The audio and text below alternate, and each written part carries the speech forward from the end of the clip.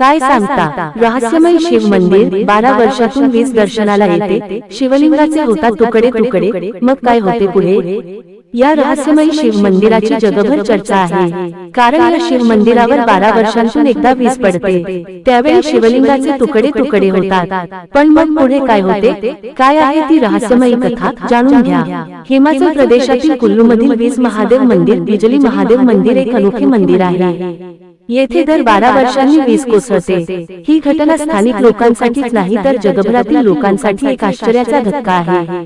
त्यांच्या आस्थेचे, श्रद्धेचे केंद्र आहे. हे महादेव मंदिर शांततेसाठी आणि नैसर्गिक सुंदरतेसाठी पण प्रसिद्ध आहे. हे शिवलिंग समुद्र सपाटीपासून 2460 मीटर उंचीवर आहे. या मंदिराशी जोडलेली अनेक रहस्यमयी कथा आणि मान्यता यामुळे त्याविषयीचे गुण अजून वाढते. काय आहे मंदिराचा इतिहास?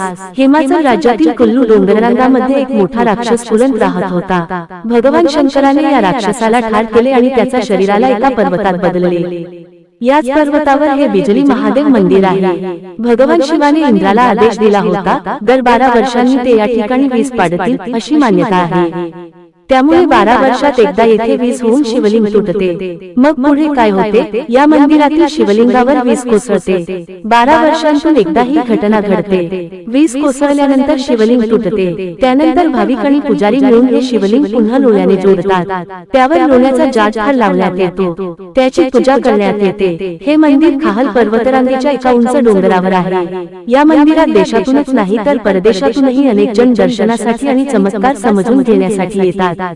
वीज पडण्यामागील विज्ञान पण समजून घ्या. काही वैज्ञानिकांच्या मते हे स्थान उंच डोंगरावर आहे. भौगोलिक स्थितीमुळे याच ठिकाणी ही वीज पडत असेल, कारण या ठिकाणी सोसाट्याचा वारा आणि आर्द्रता अधिक असते. त्यामुळे वीज पडण्यासाठी अनेक गोष्टी अनुकूल ठरतात. पण शिवलिंगावरच कशी वीज पडते यावर अजून संशोधन सुरू आहे. त्याविषयीची माहिती समोर आलेली नाही. अर्थात दर 12 वर्षांनी वीज होऊन शिवलिंग कसे तुटते हा प्रश्न अनुत्तरितच आहे. कोणी त्याला चमत्कार म्हणते, तर कोणी हा उत्सुकतेचा विषय मानतो.